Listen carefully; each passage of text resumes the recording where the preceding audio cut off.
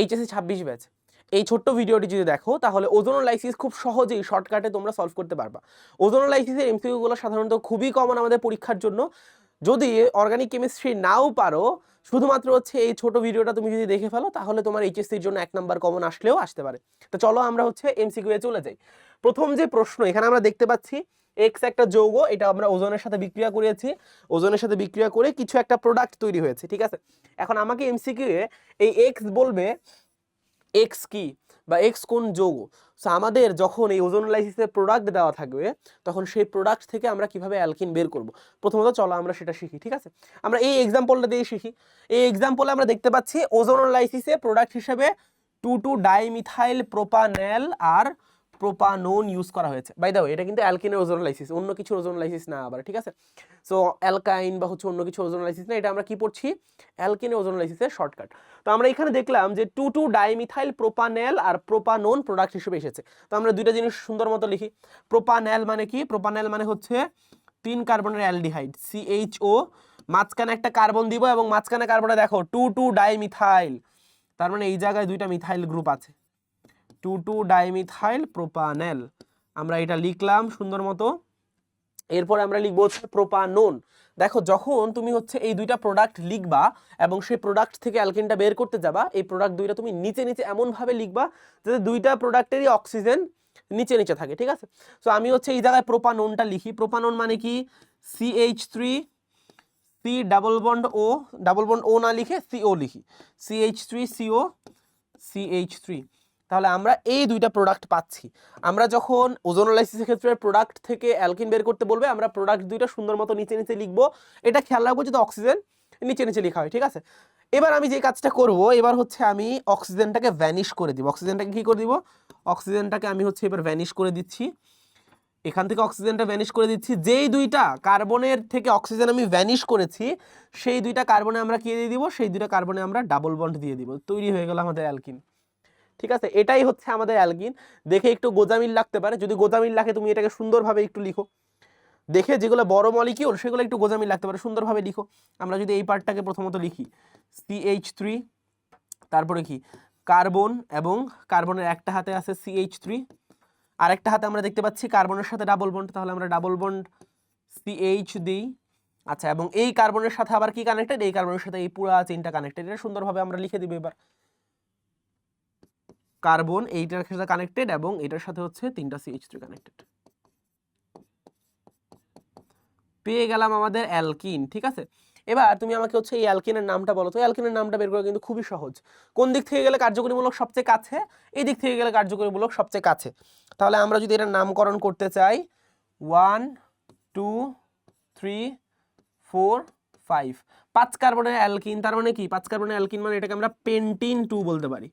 কি বলতে পারি, পেন্টিন 2, যেহেতু 2 নাম্বার কার্বনে কার্যকরীমূলক, পেন্টিন 2। আর শাখা দেখো তো, 2 নাম্বার কার্বনে আছে আর 4 নাম্বার কার্বনেও শাখা আছে।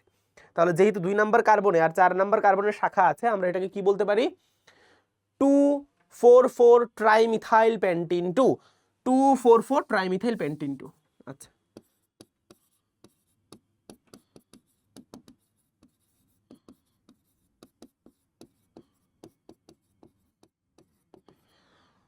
এবার চলো হচ্ছে আমরা সেকেন্ডটা সলভ করি। প্রথমটা তো সলভ করা হয়ে গেল, সেকেন্ডটাও কিন্তু আমাদের সিমিলার উদাহরণ। সেকেন্ড উদাহরণে আমরা কি দেখতে পাচ্ছি, এখানে একটা অ্যালকিন দেওয়া আছে, যে অ্যালকিনটা আমরা বের করব এবং প্রোডাক্টের মধ্যে প্রোপানোন আর মিথানল দেওয়া আছে। যদি প্রোডাক্ট এমন কিছু দেওয়া থাকে, আমরা যে কাজটা করব প্রোডাক্ট দুইটা নিচে নিচে লিখবো। তাহলে চলো আমরা প্রোপানোনটা লিখি। প্রোপানোন হচ্ছে CH3CO CH3, এবং এই জায়গায় আছে মিথানল, তাহলে আমরা মিথানলটাও লিখি। মিথানল মানে কি, মিথানল মানে HCHO, তাহলে আমরা HCHO লিখলাম। এবং তুমি একটা জিনিস খেয়াল করো, প্রোডাক্ট দুইটা এমনভাবে লিখেছি যাতে হচ্ছে অক্সিজেন দুইটা নিচে নিচে থাকে। এবার আমাদের কাজ কি হবে, এবার আমাদের কাজ খুবই সহজ। অক্সিজেন দুইটা আমরা কেটে দিব, যেই দুটো কার্বন থেকে কেটেছি সেই দুটো কার্বনের মধ্যে কি দিয়ে দিব, ডাবল বন্ড দিয়ে দিব। তাহলেই তৈরি হয়ে যাবে আমাদের অ্যালকিন। যদি বুঝতে সমস্যা হয় তাহলে এটাকে সুন্দরভাবে গুছিয়ে লিখো, CH2 ডাবল বন্ড কার্বন, এবং এই কার্বনের হাতের মধ্যে কি আছে, CH3 আছে এবং CH3 আছে। তাহলে আমরা যদি এই অ্যালকিনটার নামকরণ করতে যাই, প্রথম কার্বনেই আমরা দেখতে পাচ্ছি ডাবল বন্ড, তাহলে আমরা এই দিক থেকে যদি নেমিং করি 1 2 3, তাহলে আমরা কি বলবো, 2 মিথাইল প্রপিন 1, 2 মিথাইল প্রপিন 1, এই প্রপিনের ক্ষেত্রে আসলে 1 2 হয় না, তো আমরা 2 মিথাইল প্রপিনও বলতে পারি, কোনো সমস্যা নেই। তাহলে আমরা সেকেন্ডটা এইভাবে সলভ করে ফেললাম। তাহলে আমরা যদি থার্ডটা সলভ করতে যাই, থার্ডটাও আমরা সিমিলার মেথডে সলভ করব। কি বলেছে থার্ডে? প্রোপানেল আর ইথানেল। ওজোনোলাইসিসে কি তৈরি হয়েছে? প্রোপানেল আর ইথানেল তৈরি হয়েছে। আমি যদি এটা মুছে দেই, তাহলে চলো প্রোপানেল আর ইথানেলটা পাশাপাশি নিচে নিচে লিখি। প্রোপানেল মানে কি? প্রোপানেল মানে CH3 CH2 CHO। আচ্ছা, ইথানেল মানে কি? ইথানেল মানে শুধুমাত্র CH3 CHO।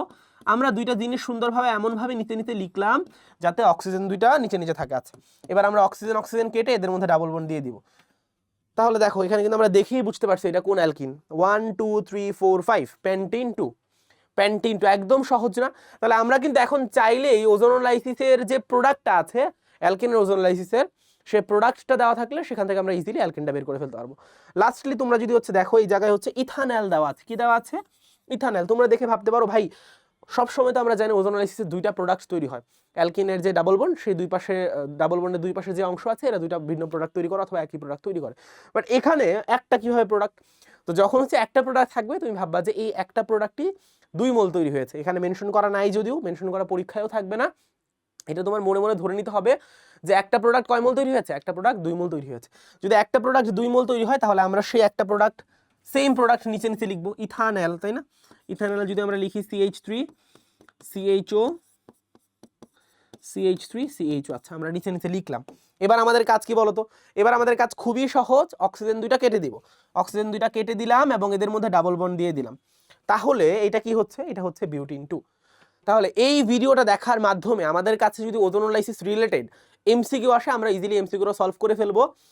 কোন টাইপ MCQ?